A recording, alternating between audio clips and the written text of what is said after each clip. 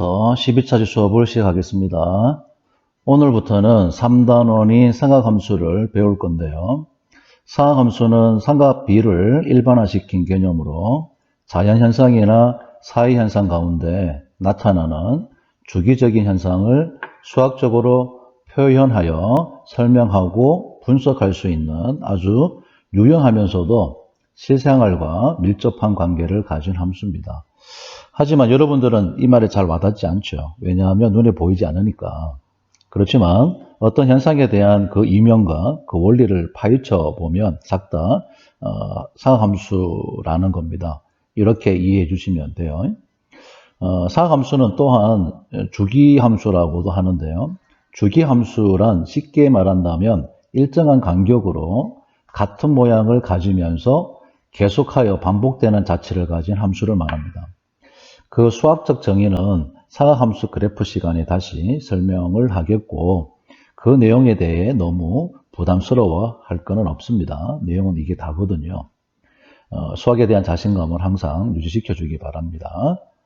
다시 사각함수로 돌아와서 설명을 이어가겠습니다.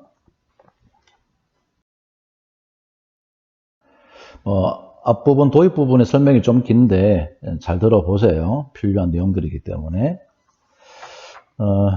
여러분들은 사각함수에 대한 정의를 배우고 난 뒤에 사인 법칙과 코사인 법칙을 포함한 여러 가지 삼각함수 관련 항등 공식과 성질들을 배우게 될 겁니다. 이러한 내용은 삼각형으로 나타낼 수 있는 대상의 길이, 넓이, 각 등의 측정과 관련된 다양한 문제 해결에 많이 활용되기 때문에 깊이 있게 잘 알아두어야 합니다. 이를 역으로 다시 생각해 보면 그만큼 사각함수는 매우 활용도가 높은 중요한 수학적 개념이라는 거예요. 그래서 선생님은 학생들에게 이렇게 말합니다. 길이를 구할 때는 네 가지를 생각해라. 첫 번째 좌표, 두 번째 직각삼각형, 세 번째 달분비, 네 번째 사인 코사인 법칙. 또한 각을 구할 때에도 평면이든 공간이든 상관없이 이 네 가지를 생각해라. 1번 직각삼각형, 두 번째 탄젠트 함수의 덧셈 정리 뒤에서 배웁니다. 세 번째 벡터의 내적, 네 번째 정사형. 세 번째 벡터의 내적하고 네 번째 정사형은 기하 시간에 배울 거예요. 이 중에서 아직 배우지 않은 것들도 있지만 이 내용의 대부분이 사각함수와 관련된 내용이거든요. 그만큼 사각함수는 문제 해결에 아주 많이 쓰인다는 것을 강조하면서 문제 해결에 대한 연산 과정에 체계성을 주기 위해서 이런 표현들을 선생님은 자주 쓰는 편입니다. 따라서 여러분들은 사각함수와는 매우 아주 친숙해져야 하고 어떤 특정한 문제적 상황에서 이를 해결할 수학적 도구로 사각함수를 항상 생각하고 언제든 적용할 수 있어야 된다는 점 반드시 명심해 주시기 바랍니다. 나아가 사각함수가 포함된 방정식과 부등식을 풀 때 삼각함수의 그래프와 사인 코사인 법칙을 활용하여 문제를 해결하게 되는데요. 이러한 문제를 해결하기 위해서는 각을 실수로 취급해야 되기 때문에 각을 측정하는 단위를 새롭게 정의하게 됩니다. 이것이 바로 라디안 즉 호도법이고요. 사각함수에 대한 수학적 정의를 학습하기 이전에 각에 대한 새로운 정의뿐만 아니라 그 전반적인 내용에 대해서 먼저 설명하고자 합니다. 잘 듣고 각에 대한 기본 개념을 잘 잡아주기 바랍니다. 이제부터 호도법을 사용하는 이유에 대해서 설명하도록 하겠습니다. 사용하는 이유에 대해 설명하도록 하겠습니다. 첫 번째, 단위 사용에 있어 원자, 분자의 측정 단위는 나노미터가 편리하고 천문학에서 은하 간의 거리 단위는 강륜이 편리합니다. 이러한 이유로 단위라는 것은 그 상황을 기술하는데 적합하도록 정의하는 거지 어떤 필연적인 원리에 의해 유도되는 것이 아니더라. 즉 절대적인 개념이 아니라는 뜻입니다. 그래서 각을 측정하는 데에도 이 원리가 적용이 되는데요. 내용은 이렇습니다. 같이 한번 차근차근 살펴보도록 하겠습니다. 첫 번째, 실생활에서 각의 크기를 잴 때는 평각을 180등분하고 그 한 조각의 크기를 1도로 하는 60분법이 사용이 됩니다. 하지만 60분법에서의 1도는 상대적인 크기의 측정의 기준, 즉 평각을 180등분했을 때의 그 기준이거든요.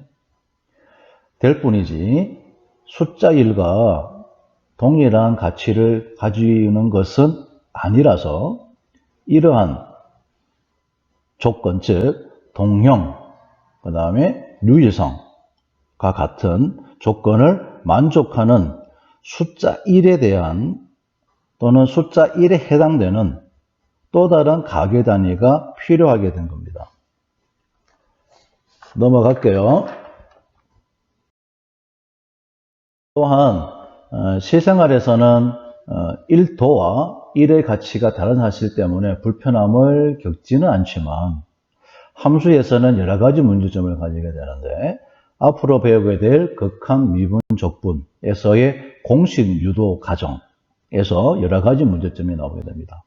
특히 각을 함수의 정의역으로 취급하기 위해서는 60분법이 아닌 또 다른 가계 단위를 만들어야 할 필요가 있다. 즉, 얘는 이제 실수로 만들어야 된다는 거죠. 실수. 따라서 호의 길이 L, 반지름의 길이 R은 길이를 나타내는 물리량입니다. 그래서 R분의 L은 단위가 약분되어 실수가 된다. 이때 실수는 즉 각은 단위를 가지고 있는 물리적 양인데 실수는 단위가 없으니까 R분의 L로 해서 단위를 의도적으로 없앤다는 의미예요. 자, 이에 R분의 L이라는 이 세타로 각을 정의함으로써 각을 수로 취급할 수 있게 된다. 이 말은 각과 R분의 L이라는 세타로 정의되는 세타는 동형관계를 가지고 있다는 말입니다. 왜냐하면 호의 길이가 길 때 그 중심각은 커질 것이고 R분의 L이라는 세타의 세타도 커지기 때문에요.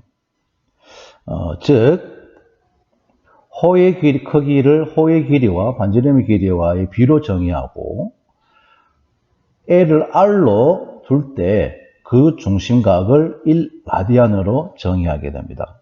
이때 1라디안은 실수 1과 같아요. 자, 지금까지의 설명은 60분법이 아닌 또 다른 가계 단위를 만드는 구성 과정이었고 어떻게 했습니까? R분의 L를 이제 각으로 둔다는 이야기였고 남은 것은 그 가정의 성립 여부에 대한 수학적 근거와 유일성에 대한 보장성의 확인인데요. 그 근거는 3번 내용과 같습니다. 같이 한번 볼게요. 호도법을 정의할 수 있는 근거입니다.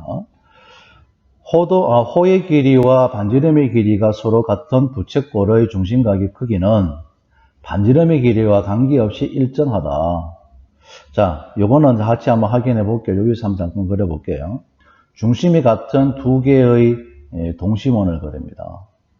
좀 모양 좀 그렇지만 살펴보세요. 그래서 두 개의 성분을 줄여 꺼서 부채꼴을 만듭시다.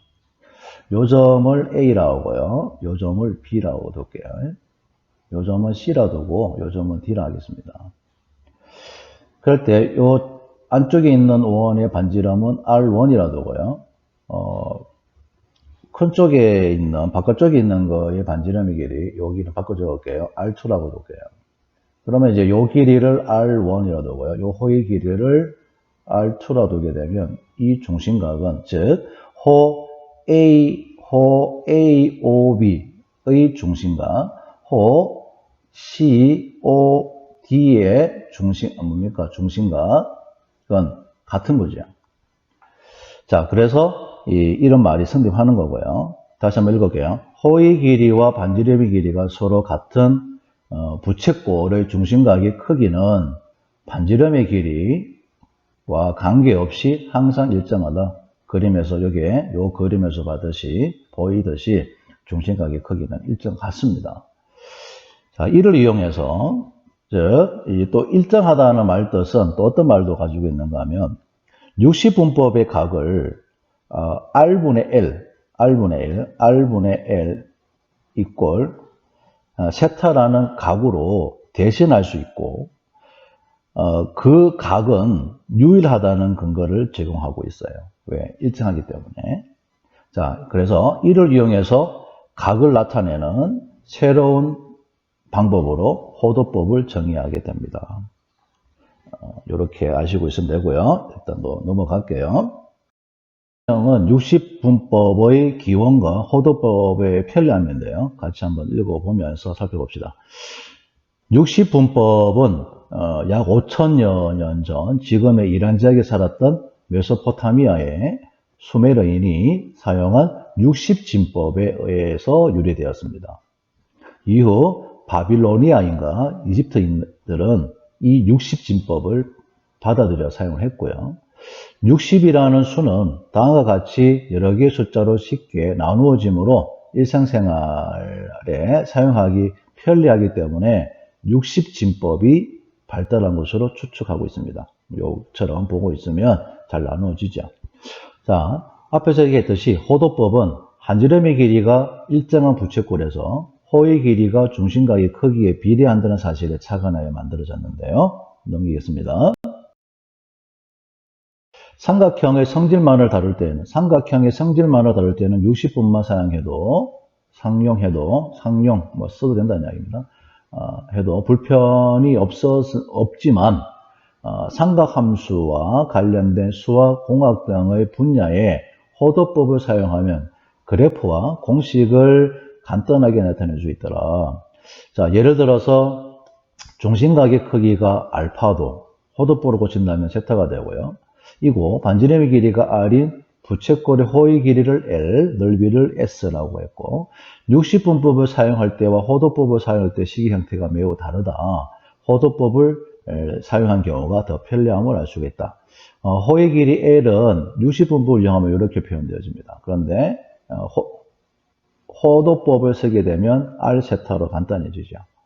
또 부채꼴의 넓이 공식으로서 야는 60진법에서의 공식이지만 2분의 1 R제곱 세타는 호도법에서 나오는 공식이거든요.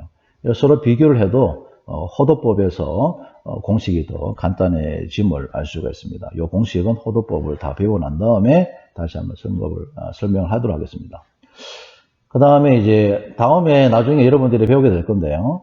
sin x, 코사인 x의 도함수에 대한 공식은 x가 도수가 아닌 라디안이라는 가정에서 얻어집니다. 이 밑에 있는 이 이야기는 60분법을 쓰게 되면 불편하다는 이야기예요. 이렇게 연쇄법칙이란 말은 나중에 배웁니다. 미분에서의 합성함수의 미분법이거든요. 그래서 합성함수의 미분법을 다른 말로 우리가 연쇄법칙이라고 합니다. 배워보면 알아요. 왜 연쇄법칙을 쓰는지. 자, 이렇게 60분법을 쓰게 되면 공식 유도 과정도 좀 불편해지고 그 다음에 형태도 좀 그래. 왜? 180분의 파이라는 이런 숫자가 붙기 때문에 그렇습니다. 만약에 이걸 라디안으로 쓰게 되면 sin x, 이제 x는 이제 라디안이에요. 야를 이제 미분하게 되면 나중에 배웁니다. 야는 코사인 x가 돼서 아주 간단해집니다. 간단한 공식이에요. 그런데 이제 이런 현상이 벌어지더라. 60분법을 쓰게 되면 이래서 불편하다. 이런 이야기입니다. 자, 이제 호도법을 사용하는 이유에 대한 설명은 이걸로 마치고요. 실제로 호도법이란 무엇인지에 대해서 이제 체계적으로 배우도록 하겠습니다. 다음 페이지 넘기겠습니다. 이제 호도법에 대해서 이제 정확하게 알아볼 건데요. 그 이전에 각에 대한 전반적인 내용부터 살펴본 다음 넘어가도록 하겠습니다. 자, 먼저 나온 이야기는 일반각에 대한 이야기입니다. 그렇지만 일반각을 하기 전에 우리는 여기 있듯이 각에 대한 이야기부터 먼저 하고 넘어가겠습니다. 고정된 반직선 OX의 위치에서 반직선 OP가 전 P를 중심으로 회전하여 만들어진 도형을 각이라고 하고 그 회전한 양을 각의 크기, 즉 우리가 보통 각도라고 읽죠. 이렇게 약속합니다. 이때 반직선 OX를 시초선, 반직선 OP를 동경이라고 해요. 자, 특히 동경의 OP라는 말을 앞으로 많이 쓸 건데, 동경 OP의 동경이란 용어는 각과 관련된 용어로서 동경 OP의 각, 동경 OP의 위치라는 용어로 자주 사용이 됩니다. 잘 기억해 주시고요. 이런 것들은 이제 이렇게 잠깐 비교해서 설명하면 될 것 같아요. 보통 여러분들이 선분 OP 하면 그 다음에 무슨 거를 찾습니까? 길이죠. 그래서 선분 OP의 길이라는 용어를 쓰고요. 자주.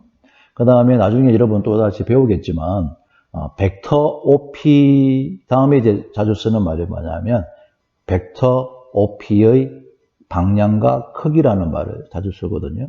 그러면 동경 OP는 뭐 주로 그 다음에 어떤 말을 자주 쓰느냐? 동경 OP의 각 또는 동경 OP의 위치 이런 말을 자주 쓴다는 겁니다. 이렇게 같이 묶어서 이해해 주시면 될 것 같아요.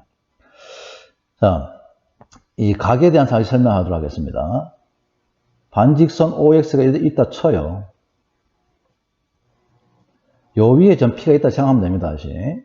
그래서 반직선 OP를 원점을 중심으로 해서 시계 반대 방향으로 이렇게 회전했다 생각하시면 돼요. 그때의 이 도형을 우리는 각 XOP라고 읽고요. 요 회전한 양, 이걸 이제 각도라고 하고 각 XOP의 크기라고 한다는 이야기입니다.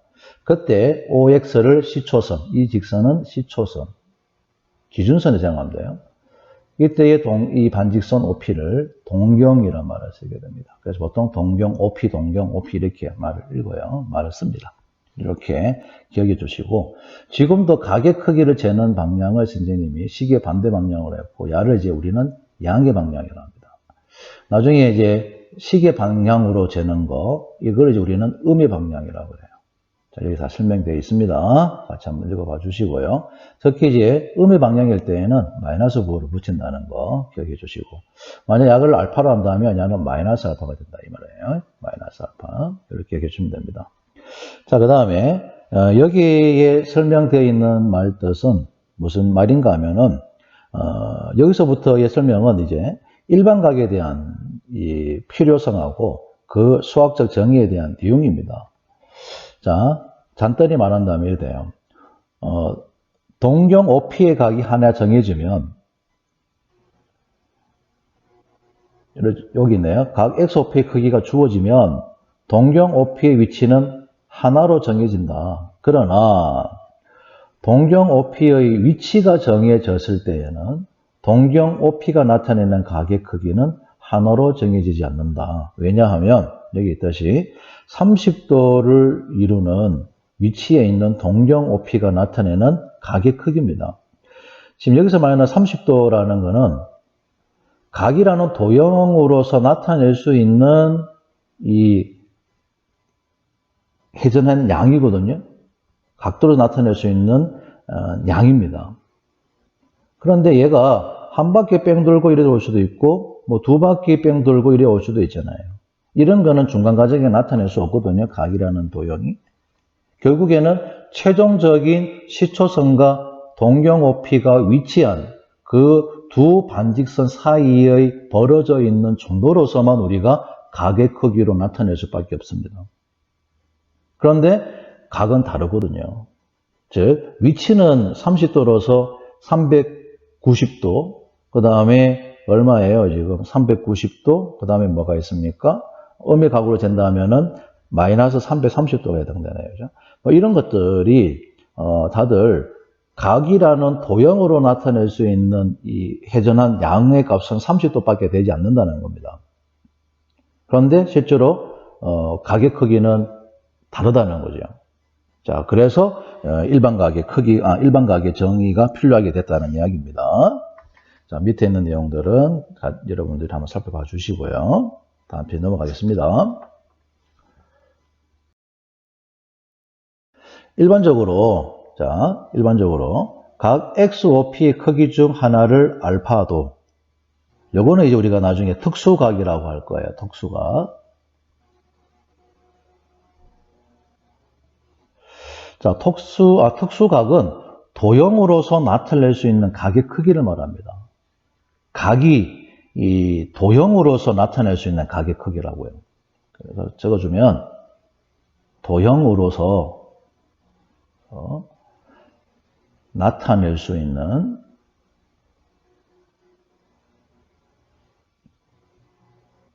각의 크기입니다. 그러니까 자연스럽게 0도 이상이고 당연히 360도보다는 작겠죠. 360도는 어차피 0도니까. 그래서 앞으로 이런 알파를 이제 뭐라는가 하면 특수각이라 하자. 고등학교 용어, 고등학교 교육과상에 이 용어는 없어졌습니다만은 선생님하고 여러분하고의 수업상의 편리함을 위해서는 특수각이라는 용어를 쓸게요. 약속하면 되니까. 자, 그래서 특수각이란 도형으로서 나타낼 수 있는 각의 크기다. 그래서 이 각의 크기 보면은 도형적으로는 이것밖에 되지 않는다. 그렇지만 한 바퀴 뺑 돌고 왔을지 두 바퀴 뺑 돌고 왔을지에 대한 그에 대한 것은 중간 과정은 설명할 수 없기 때문에 그래서 일반각의 정의가 필요하다. 이런 이야기거든요. 자, 그래서 동경 OP가 나타내는 각의 크기는 다음과 같이 나타낼 수 있다. 그래서 360도 곱하기 n 플러스 알파도. 이때에는 정수입니다. 이거를 동경 OP가 나타내는 일반각이라고 정의해요. 나중에 배우겠지만 이제 호도법으로 가면 일반각의 정의는 이렇습니다. 2n파이 플러스 세타 할까요? 이렇게 됩니다. 뒤에 가서 호도법 배우고 난 다음에 다시 한번 언급할게요. 호도법에서의 일반각 정의는 어떻다? 2n파이 플러스 세타. 이 세타 당연히 뭡니까? 도형으로 나타낼 수 있는 각의 크기 똑같은 특수각을 말해요. 다른 말로 한다면 그 각 중에서 어느 한 개를 말합니다. 자, 문제 1번은 이제 각자 한번 해보시고 어렵지 않으니까 가지로도 출제가 되었습니다. 자, 이제부터 이제 호도법에 대한 설명인데요. 앞에서 설명하였듯이 반지름의 길이가 R인 원 O에서 호 AB의 길이가 R인 부채꼴 OAB의 중심각의 크기를 알파도라고 하면 이 그림 보시면 돼요. 조금 이제 원같이 타원처럼 보이는데 이 편집하는 과정에서 선생님이 좀 가로로 좀 늘렸습니다. 그러다 보니까 원이 이 타원처럼 조금 보이는데 원이라고 보시면 돼요. 라고 하면 호의 길이는 중심각의 크기에 비례하므로 이런 관계가 성립하고 알파도는 이렇게 표현되어집니다. 따라서 중심각의 크기 알파도는 원의 반지름 길이 R에 관계없이 항상 일정하더라. 여기 보니까 일정하죠. 왜? R이 안 들어가 있으니까 알파도를 결정하는데. 자, 그래서 이 일정한 각의 크기 파이분의 180도를 우리는 1라디안이라고 약속합니다. 이것을 단위로 하여 각의 크기를 나타내는 방법을 호도법이라고 해요. 다시 한번 정리할게요. 부채꼴이 이렇게 하나 있다 칩시다, 바로. 그래서 반지름 길이와 호의 길이가 같아지는 그 부채꼴의 중심각은 반지름 길이 R에 상관없이 항상 일정하게 파이분의 180도로 나온다는 이야기입니다. 그때의 이 일정한 각의 크기 파이분의 180도를 1라디안이라고 하자. 그리고 이것을 단위로 해서 각의 크기를 재는 방법을 우리는 호도법이라고 한다. 이렇게 정리해 주시면 됩니다. 이 밑에 60분법과 호도법 사이의 관계인데요. 자, 1번은, 요 1번은 주로, 라디안을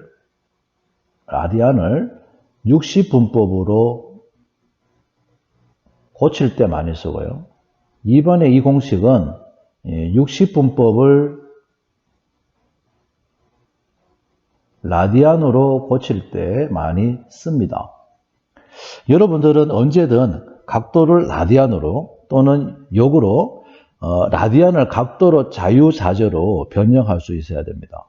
이거는 다음 페이지에서 이와 관련된 내용에 대해서 연습하면서 정리해 보겠습니다. 잘 기억해 주세요. 하나 더 할게요. 1라디안은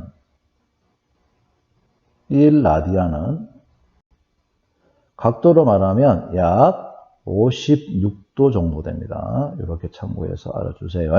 넘어가겠습니다.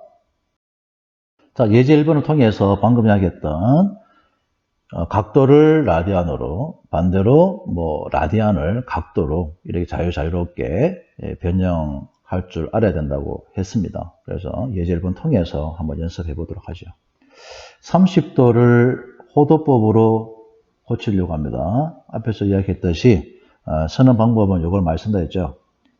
1도는 180분의 파이를 말합니다. 그래서 양변에 30을 곱해버려요. 30을. 그러면 이제 30도가 되고요. 그러면 여기서는 180분의 파이에다가 30이 곱해져서 약분시키니까 6. 즉 6분의 파이가 됩니다. 기억하셔야 됩니다. 30도는 6분의 파이다. 그 다음에 3분의 파이를 이제 뭐 해라? 뭐로 고쳐라?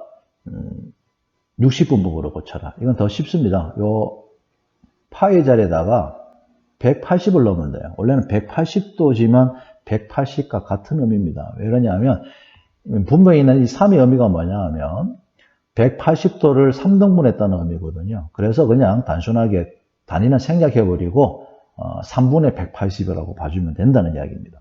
그래서 3분의 180은 이제 60이 되고 야는 60도가 되는 거죠. 이렇게 이해해 주시면 돼요.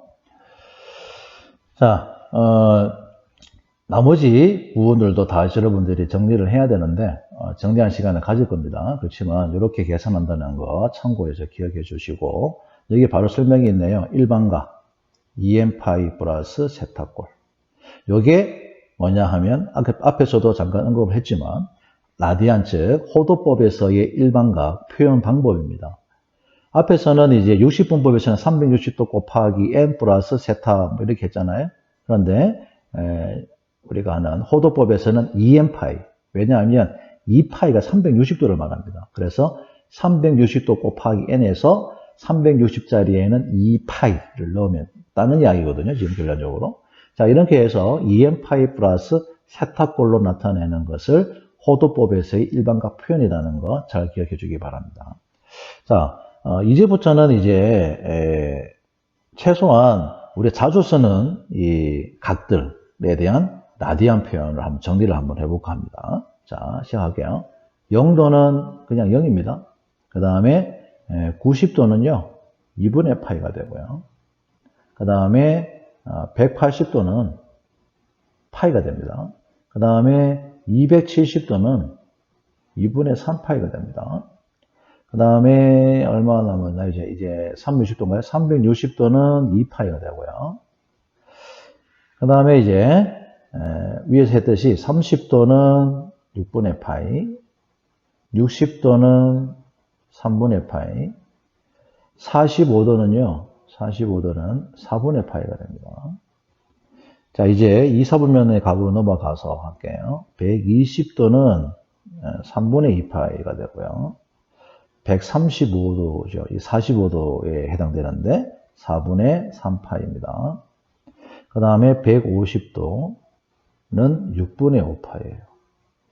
이거 말고도 여러분들 뭐 3, 4분면의 각, 뭐 4, 4분면 각들도 더 있습니다만은 우리가 지금 적어놨는 이거는 가장 많이 쓰는 각들입니다. 왜냐하면 앞으로 각은 예각 위주로 많이 쓰기 때문인데요.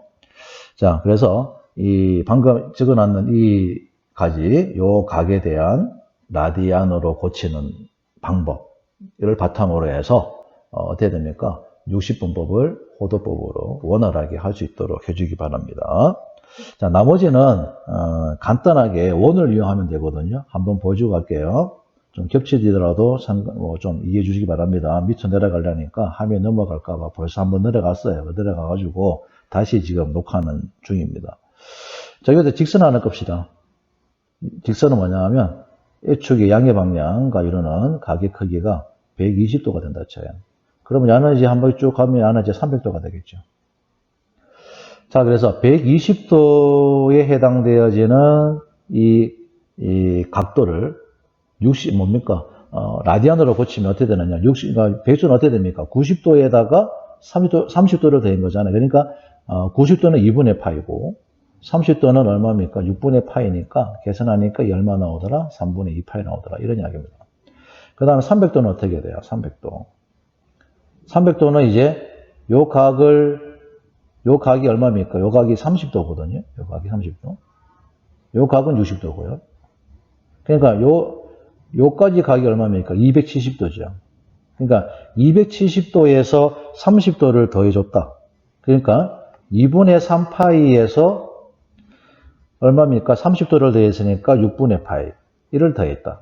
또는 360도에서 얼마를 뺐다? 60도를 뺐다. 그러니까 3분의 파이를 뺐으니까 2파이 빼기 3분의 파이. 이렇게 계산한다는 이야기입니다. 그래서 야는 3분의 5파이로 나오죠. 이런 식으로 한다는 이야기예요. 자, 그래서 나머지 것들도 여러분들이 직접 확인해 주면 될 것 같고, 여기서 하나 더 하고 갑시다. 요거 그림은 좀 위에 걸 지울게요. 지금 설명을 하고자 하는 거는 다른 게 아니고요.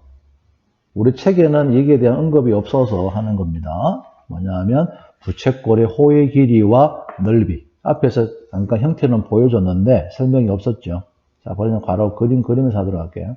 부채꼴 OAB가 있다 칩시다.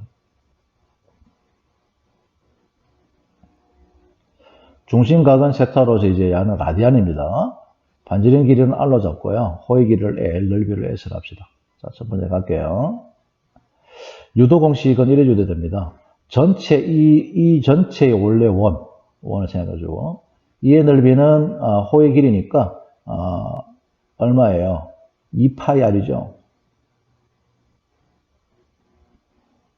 그런데 우리 찾고자 하는 요 길이, L. 2파이 R은 360도에 해당됩니다. 그래서 2파이, 2대 세타, 이런 비례관계가 성립하죠. 그래서 2파이 L은 2파이 R 세타가 성립하고 2파이 약분시켜버리니까 L은 얼마 됩니까? R 세타가 되죠. 같은 방식으로 넓이도 마찬가지입니다.